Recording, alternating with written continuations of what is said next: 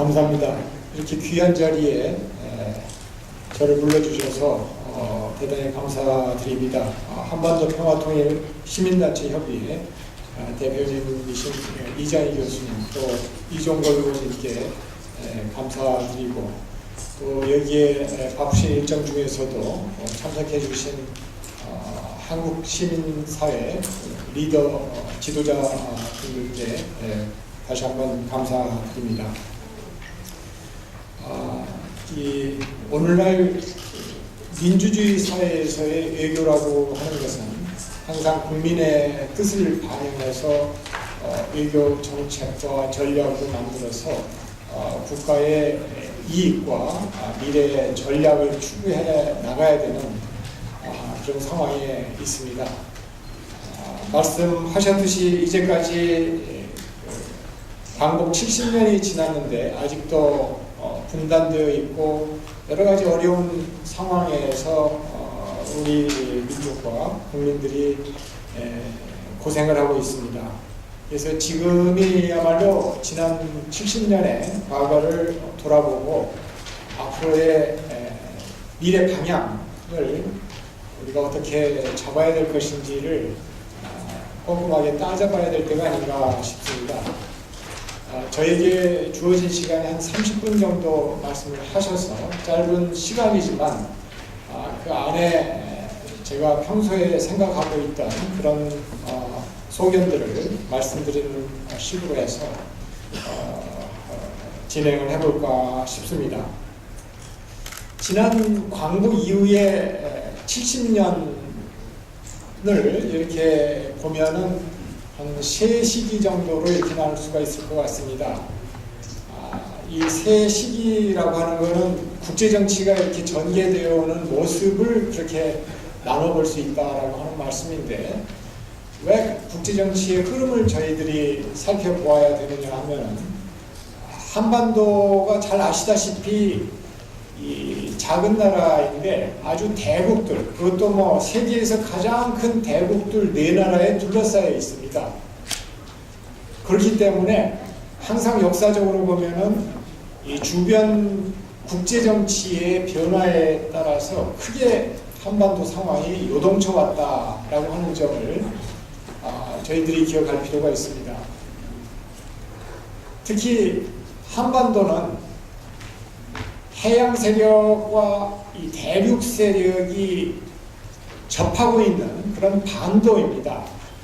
게다가 이 분단된 반도이기 때문에 여러 가지로 어려움에 부딪혀 있는 그런 상황입니다. 그래서 국제정치 바깥 세상이 어떻게 돌아가는가를 잠시 좀 우리가 훑어볼 필요가 있겠는데요. 우선 해방 이후 1991년까지는 일기라고 저는 생각을 합니다. 그때는 냉전기인데, 냉전기는 잘 아시다시피 미소 냉전 체제가 국제정치를 지배하고 있었습니다. 이 냉전이 심화되면서 한반도 분단이 고착이 되고 또 한국 전쟁이 터지고 하는 그런 상황들이 벌어졌습니다.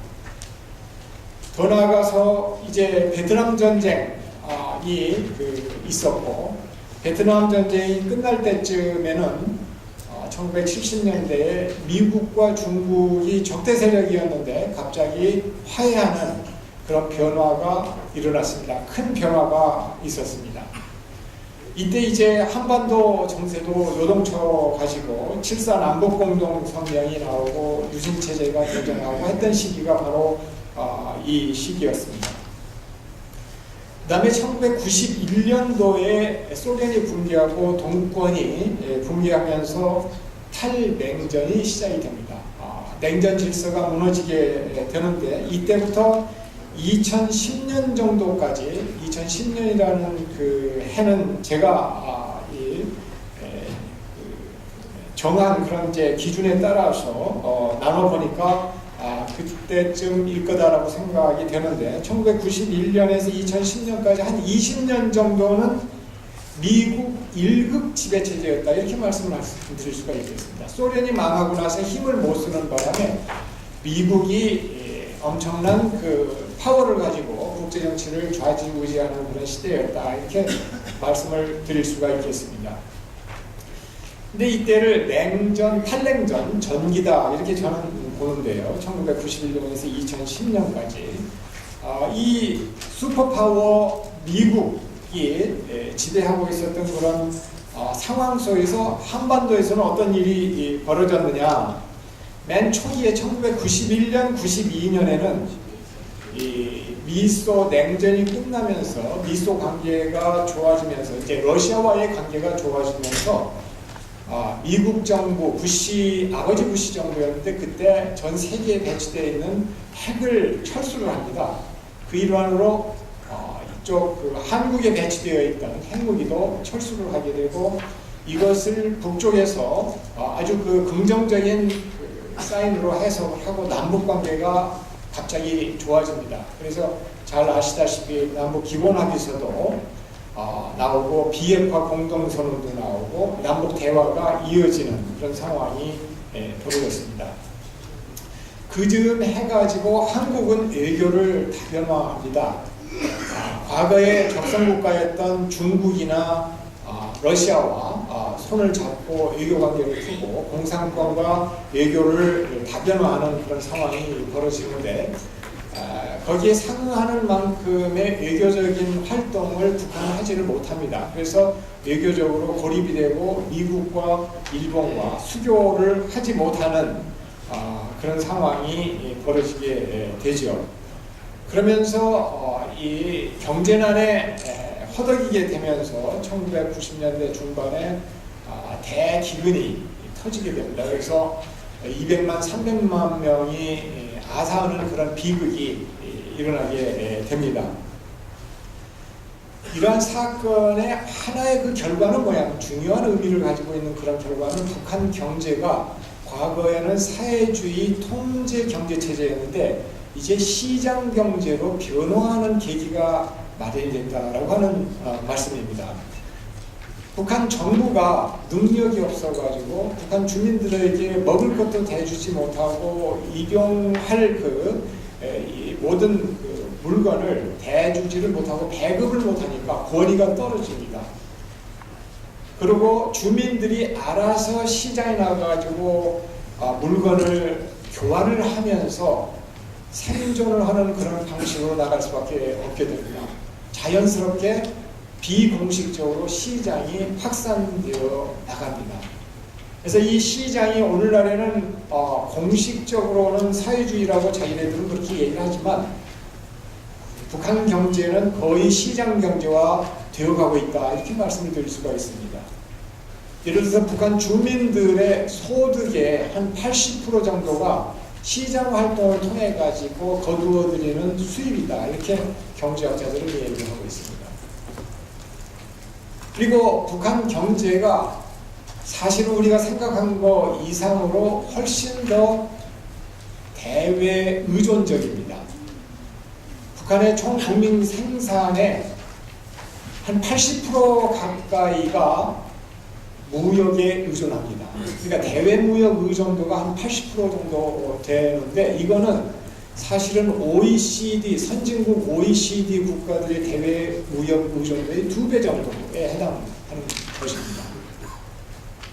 그렇기 때문에 어떤 북한 정치 체제의 그 강고함과 그 독재적인 성격에도 불구하고 경제 체제는 대단히 지금 외부 의존형으로 시장 경제형으로 바뀌어가고 있다라고 하는 것을 저희들이 기억을 해둬야 되고, 이것을 우리가 대북 전략 차원에서 어떻게 활용해야 할 것인지를 고민해야 될 때다라고 저는 생각을 합니다.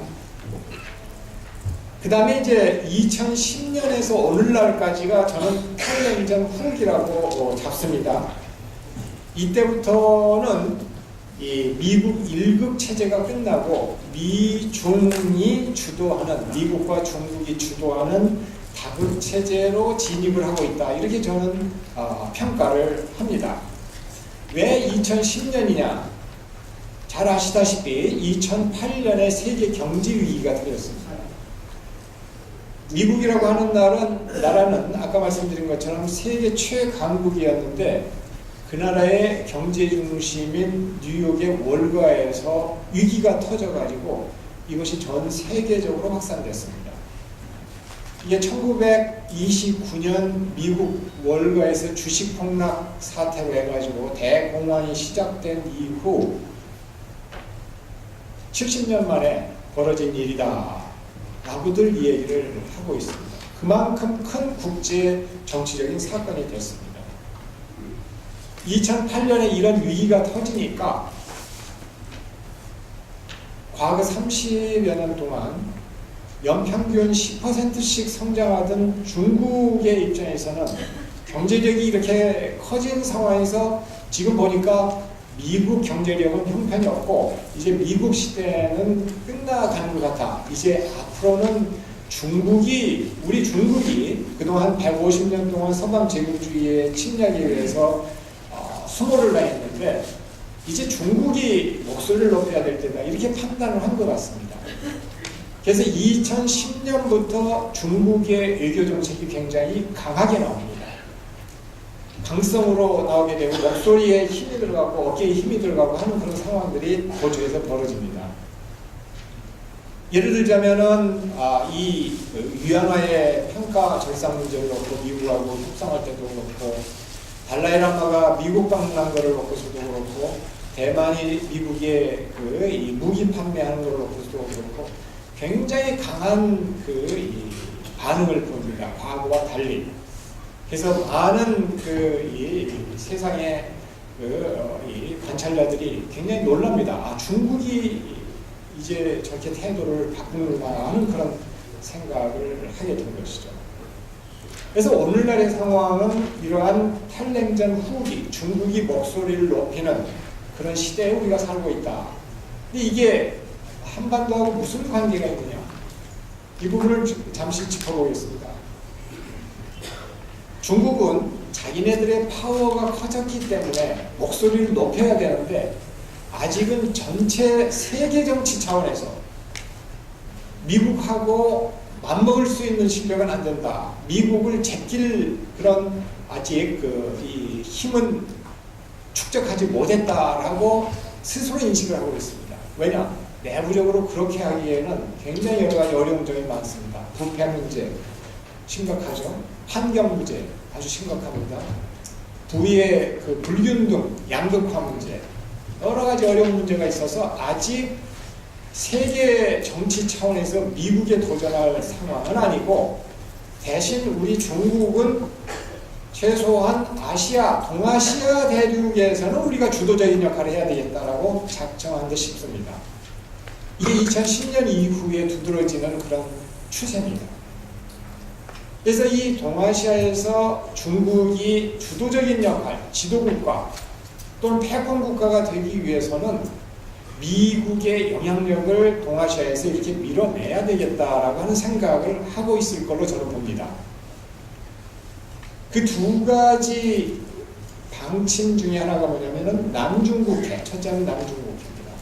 남중국해를 중국의 내해로 만들어가는 그 과정이 있습니다. 이게 국제법적으로 공해인데도 불구하고 점 9개를 찍어놓고서 이 남중국해는 중국의 이 바다다라는 식으로 주장을 해서 국제적으로 무리를 일으키고 있습니다. 중국의 생각은 뭐냐면은 자기네들의 파워가 이제 그만큼 컸으니까 군사적인 정치적인 영향력도 이제 확장을 해야 된다. 그래서 최소한 남중국해 정도는 우리의 어떤 이 텃밭으로 이렇게 앞마당으로 만들어야 되겠다라고 하는 생각을 하고 있는 것입니다. 두 번째가 한반도입니다. 한반도에서 이 지배적인 영향력을 앞으로 행사하도록 해야 되겠다라고 작정을 한 것 같습니다. 한반도는 잘 아시다시피 한반도 북쪽은 북한인데 북중 관계는 아주 긴밀합니다. 최근에 시진핑 주석 이후에 관계가 좀 소원해지고 있습니다만은 아직도 중국과 북한 간의 관계는 일종의 긴밀한 이 상호 협력 관계다 이렇게 볼 수가 있겠습니다. 그리고 남쪽은 경제적으로 대단히 중국과 깊은 관계에 있습니다. 한중 무역 액수가 한국과 미국, 한국과 일본과의 무역 액수를 합한 것보다도 더 클 정도로 중국이 경제적으로 중요한 나라가 되어 있습니다. 그러니까 아마 중국 사람들 입장에서는 이거는 시간 문제다. 이 한국이 중국의 어떤 영향권 안으로 들어오는 건 시간 문제다. 이렇게 생각을 할 것 같습니다. 그리고 팽팽하게 그러한 어떤 이 노력을 아주 진지한 노력을 기울이고 있다. 한국 사람들의 마음을 사기 위한 그런 노력을 하고 있습니다. 실제로 작년에 7월 달에 시진핑 대통령이 서울대에 와가지고 강연을 할 때 저희가 거기 참여를 이 강연을 들었습니다만 그 강연을 듣고서 굉장히 놀랐습니다. 과거 옛날 신라 시대부터 이 한국과 이 중국과의 긴밀한 관계를 쭉 설명을 하면서 한국 사람들이 어떤 정서에 어필하려고 하는 그런 태도를 읽을 수가 있었습니다. 그래서 지금 상승하는 대국 중국과 기존의 대국 미국과 한반도에서 상당히 첨예하게 부딪히고 있는 현실이 오늘날의 현실이다라고 말씀을 드릴 수가 있겠습니다. 그럼 이런 상태에서 우리가 생각해 봐야 될 거는 이 주변 네 나라가 한반도에 대해서 무슨 생각을 하고 있는지 이거를 좀 짚어볼 필요가 있습니다. 첫째, 미국, 우리의 동맹국입니다. 미국의 입장은 무엇이냐?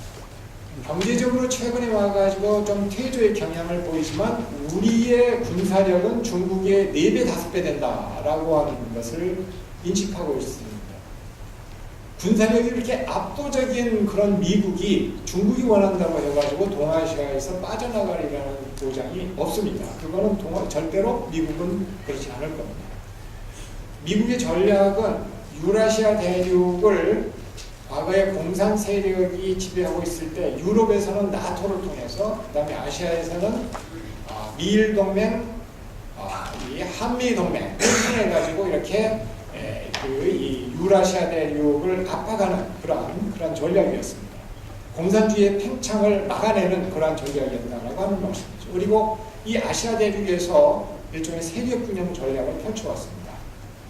이 아시아가 특별한 어떤 특정 국가에 의해서 지배되면서 미국을 배타시하는 그것은 결코 미국의 이득이 되지 않는다 판단하기 때문에 세력 균형 정책을 펼쳐나갑니다. 그래서 이 중국 대륙이 1930년대에 일본 제국주의에 의해서 침략을 당할 때는 중국과 손을 잡고서 그때는 이제 대만 국민당 정부였죠.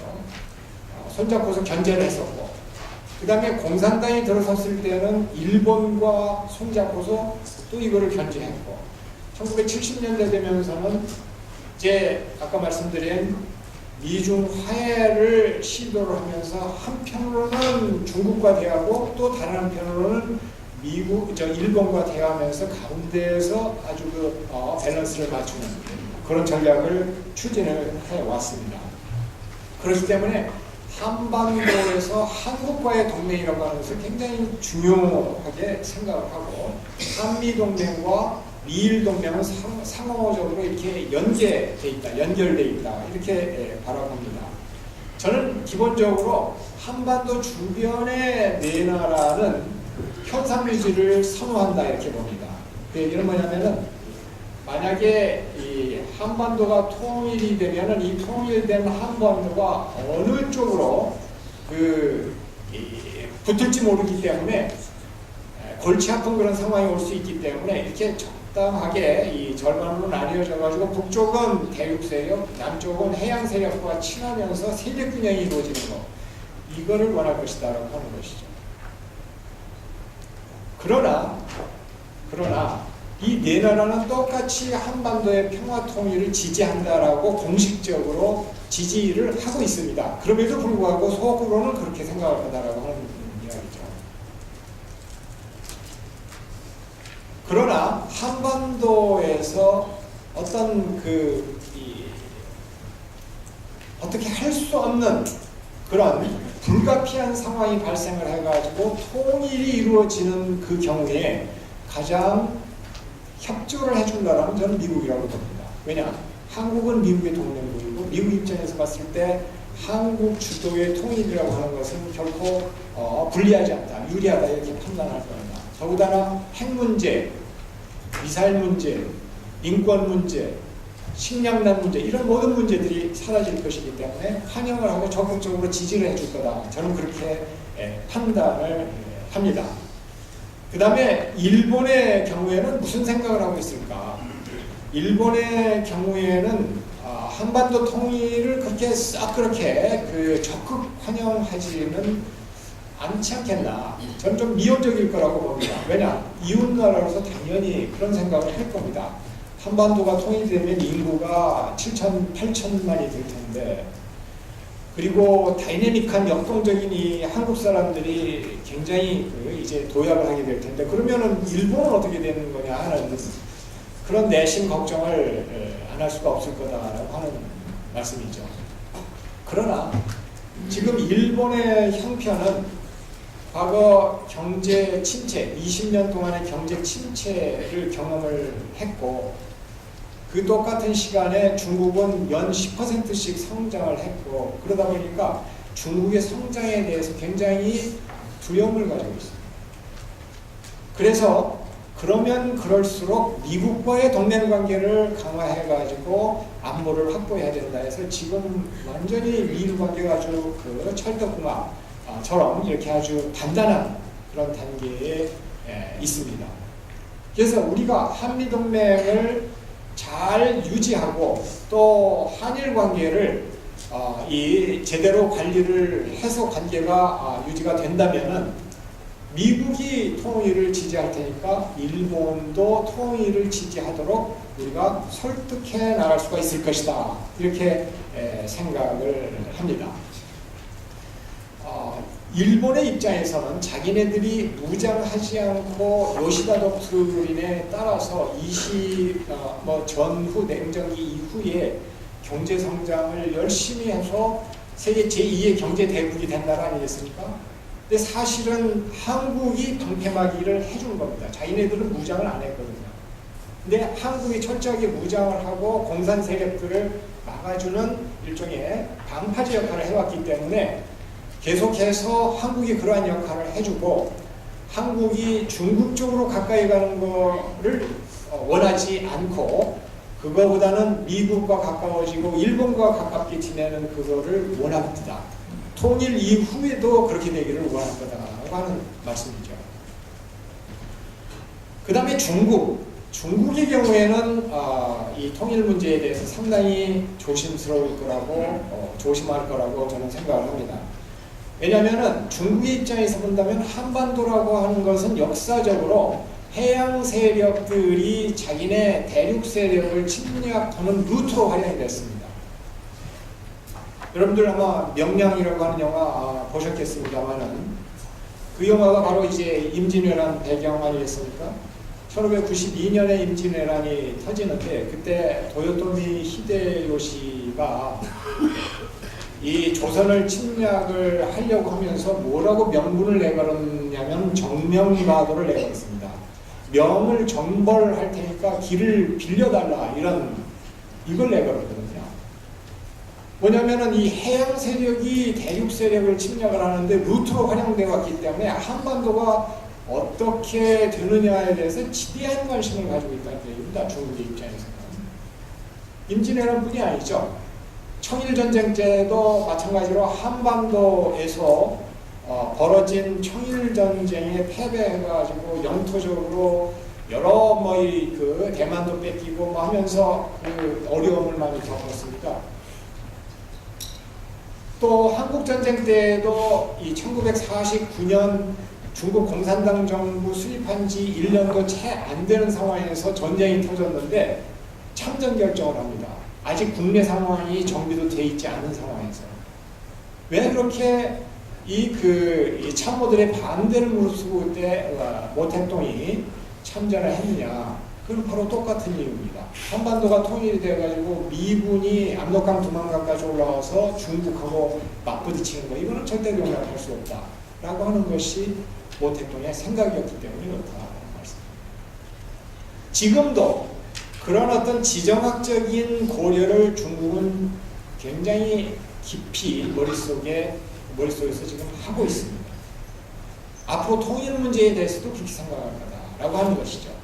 그래서 통일 문제에 대해서는 한반도가 통일이 돼도 자기네들한테 불리하게 작용하지 않을 것이다라고 하는 보장을 해줘야만 아마 중국 사람들은 통일에 적극적으로 협조하고 나올 겁니다. 이게 사실은 우리 외교, 통일 외교의 핵심이 될 수밖에 없습니다. 앞으로. 이 중국 사람들의 경우에 이제 그 시진핑 이후에 그 대북 정책이 좀 강경화됐습니다. 이 2013년 이 시진핑 정부가 시작하는 바로 그 즈음에 기억하시겠습니다만은 북쪽에서 굉장히 도발적인 행동들을 했죠. 도발적인 말뿐만 아니라 핵실험을 하고 미사일을 쏘고 하면서 아주 위협을 고조시켰습니다. 근데 시진핑은 후진타오가 달라가지고 절대로 북한에 의해서 좌지우지되지 않겠다 라고 하는 그런 생각을 했던 것 같습니다. 그래서 일종의 그 메시지를, 강한 메시지를 보내면서 공개적으로 처음으로 북한을 비판하는 그런 그 행동을 보여줬고, 시진핑 주석이 한국을 먼저 방문하고 이 북중 간에는 정상회담이 이루어지지 않는 상황이 굉장히 이례적인 상황이 지금 현재 북중 관계입니다. 그러나 제가 보기에는 그렇다고 해서 일부의 학자들이 얘기하는 것처럼 중국이 북한을 일종의 그 완충지대로 활용을 하는, 또는 미국과 한국의 그 연합 세력이 올라오지 못하게, 북상을 하지 못하게 막는 방파제로 활용하는 그 전략적인 그 가치를 이제 포기를 했다. 저는 그렇게 보지 않습니다. 아직은 그럴 때가, 그렇게 판단할 때가 아니다, 이렇게 봅니다. 좀 더 두고 봐야 된다, 그렇게 생각을 합니다. 마지막으로 러시아라고 하는 나라가 있는데, 러시아는 이 미국, 일본, 중국과 달리 한 발짝 뒤로 떨어져서 한반도 상황을 관망을 하는 나라입니다. 그래서 그런지 한반도 통일 문제에 대해서 좀 더 적극적입니다. 2년 전인가 2, 3년 전에 그 러시아의 중요한 싱크탱크인 이메모라고 하는 싱크탱크가 있는데, 거기에서 발표한 보고서를 보면은 2020년대에 한반도 통일이 한국 주도로 이루어질 텐데, 이거는 러시아의 이익에 유리할 수 있다, 이렇게 발표를 했습니다. 그러니까 러시아하고 중국, 북한 관계 괜찮습니다만은 북한보다는 훨씬 더 남쪽에 기대를 걸고 있는 그런 상황입니다. 근데 이 러시아는 통일 문제에 대해서도 그렇게 우호적일 뿐만 아니라 사실은 이 시베리아 개척과 관련해 가지고 한국하고 협력하고자 하는 그런 생각이 많이 있습니다. 왜냐? 한국은 중국이나 일본처럼 대국이 아니기 때문에 그렇게 걱정할 필요가 없다는 얘기죠.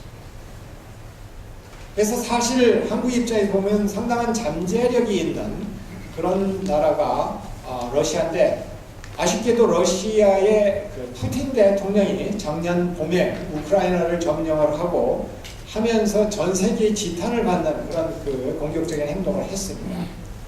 그렇기 때문에 우리 입장에서 이 국제 사회의 가치를 존중을 하는 그 자유민주주의 국가인 한국의 입장에서도 러시아의 어떤 그런 그 우크라이나의 주권을 존중하지 않는 그런 처사에 대해서 비판을 할 수밖에 없는 그런 입장이고, 또 한미동맹의 변수도 있는 거고 해가지고 적극적으로 한미 관계에 접근을 시도하기는 좀 조심스러운 단계가 오늘날의 지금 현재 상황이다, 이렇게 말씀을 드릴 수가 있겠습니다. 그러면 어떻게 앞으로 우리 전략을 설정해야 될 건가, 이 부분에 대해서 좀 말씀을 드리고자 합니다.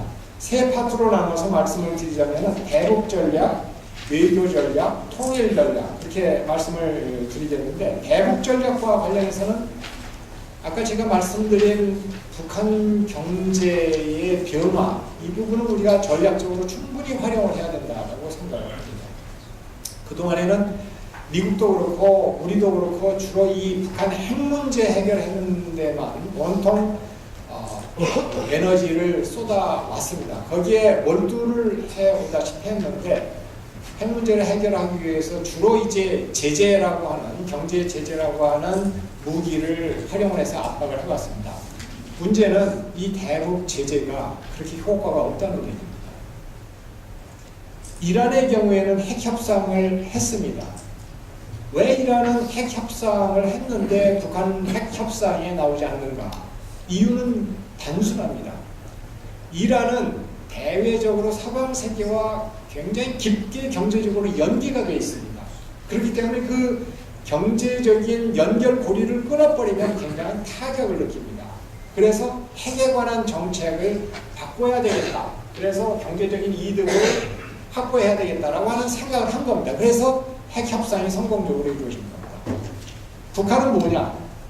경제적인 연결고리가 없습니다. 서방 세계와. 그동안에 워낙 고립되어 왔기 때문에 그래서 제재를 가해도 그게 효과가 별로 없다는 얘기입니다. 유일하게 경제적인 연관관계를 깊게 갖고 있는 나라 중국은 비핵화에 대해서 최근 몇 년 전까지만 하더라도 비핵화는 두 번째 중요한 일이고 가장 중요한 게 북한 체제의 유지를 위해서 지원해주고 이런 거였기 때문에 이 손발이 맞지 않았던 겁니다. 미국하고 중국하고. 그러다 보니 제재가 제대로 작동할 수가 없었다. 그런 점들을 우리가 있는 그대로 인식하고 대북 전략을 짤 때는 앞으로 어떻게 해야 되겠느냐. 북한의 비핵화 요구는 계속해서 육자회담이 됐던 뭐가 됐던 이거를 계속 밀고 나가면서 추진을 하고 동시에 북한과의 경제적인 연결고리를 갖다가 훨씬 더 지금보다 심화시켜 나가야 된다라고 하는 겁니다.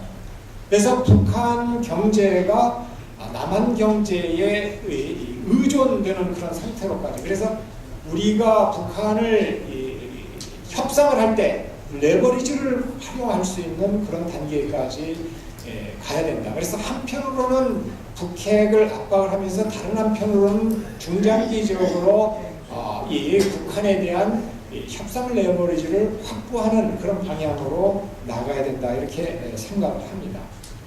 그리고 어떤 그러한 전략을 통해 가지고 남북한 간의 연결고리가 생기고 구심력이 생겼을 때 아까 말씀드렸던 한반도 주변의 국가들이 한반도 분단을 계속시키고자 싶어하는 그 원심력 이거를 막아낼 수 있는 또는 이거를 압도할 수 있는 구심력을 키워나갈 수가 있다 이렇게 생각을 합니다.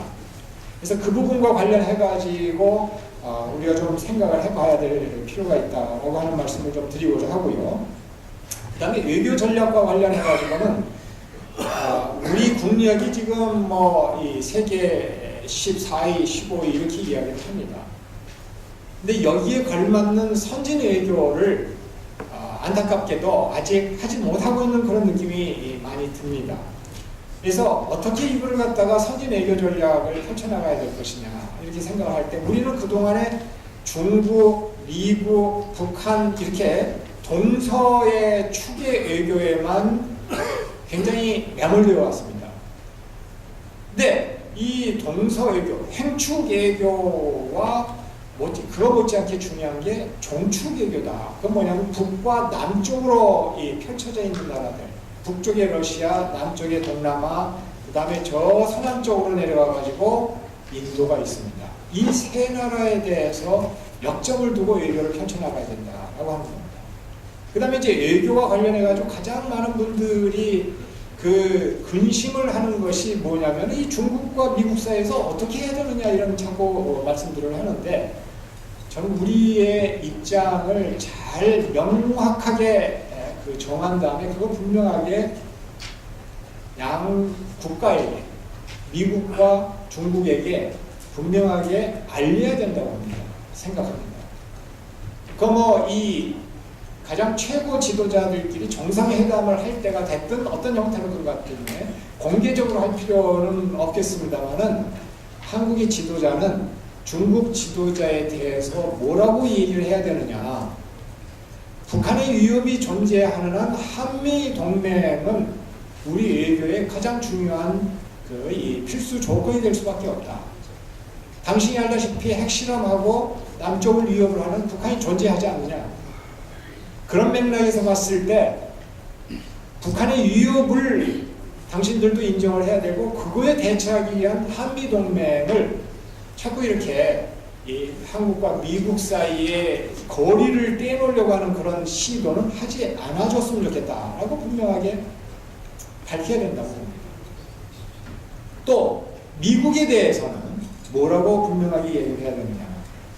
아까 제가 말씀드린 거를 설명을 해줘야 됩니다. 미국 사람들한테 임진왜란 때부터 청일전쟁, 한국전쟁 이제까지 역사적으로 한반도의 지정학적인 위치 때문에 중국 사람들은 한미일이 연대해가지고 자기네들을 포위하는 것을 두려워한다. 그렇기 때문에 한국, 미국, 일본, 호주 이렇게 연대해가지고 북한을 압박을 하는 그런 방향으로 자꾸 우리한테 밀어붙이지 말아라 라고 분명히 얘기를 해야 됩니다. 그래서 그러한 두 가지 원칙을 정해놓고 그때 그 현안들을 거기에 맞춰가지고 분명하게 입장 정리를 해나가면은 우리 입장에서 주인의식을 가지고 외교를 해나갈 수가 있다라고 하는 겁니다. 그래서 그러한 점을 우리가 염두에다 둬야 된다 이렇게 생각을 하고요. 마지막으로 통일 전략과 관련해가지고는 아까 말씀드린 것처럼 이 한미 동맹을 중요한 축으로 해야 됩니다. 왜냐? 미국은 한반도 문제의 기본 당사자입니다. 정전협정의 당사자이고 법적인 당사자이고 군사적인 당사자입니다. 그래서 이 중요한 액터입니다. 그리고 미국과의 협력이 이루어져야만 일본의 협력도 우리가 얻어낼 수가 있는 겁니다. 그래서 한미 동맹을 기본으로 하고 거기에 의해서 북한의 일본의 협력도 끌어당기고 그 다음에 그걸 전제로 해서 중국의 우려 사항을 해소시켜주는 방향으로 중국의 협력을 끌어들인다라는 겁니다. 중국의 우려 사항은 뭐냐? 아까 말씀드린 것처럼 통일 후에 그 한국이 이 다른 나라들과 연합해가지고 자기네들을 포위하는 것 이거를 우려하기 때문에 절대로 그렇게 하지 않을 것이다. 라고 하는 거를 다짐을 주고 예를 들어서 통일 후에 미군이 그 휴전선 북쪽으로 올라가는 거 이거 절대로 하지 않도록 우리가 조치할 거다. 당신네들이 우려하는 영토 문제라든지 대량 그 이주민, 탈북 주민들의 문제라든지 이런 것들도 우리가 충분히 해결해 줄 수 있다. 그리고 남북한이 통일이 되면은 북쪽에 투자한 당신네들의 경제적인 이해관계 이것도 우리가 존중을 해줄 것이고 통일이 되면 동북 삼성 경제도 훨씬 더 득을 보게 될 거다. 당신네들한테 모든 게 득이 되는데 왜 통일에 찬성하지 않으려고 하느냐 라는 식으로 설득을 해서 이 네 나라를 우리가 품어안는 외교를 나갈 때 통일도 가능하다 이렇게 저는 생각합니다. 제 말씀은 그 정도로 마치고자 합니다. 경청해 주셔서 감사합니다.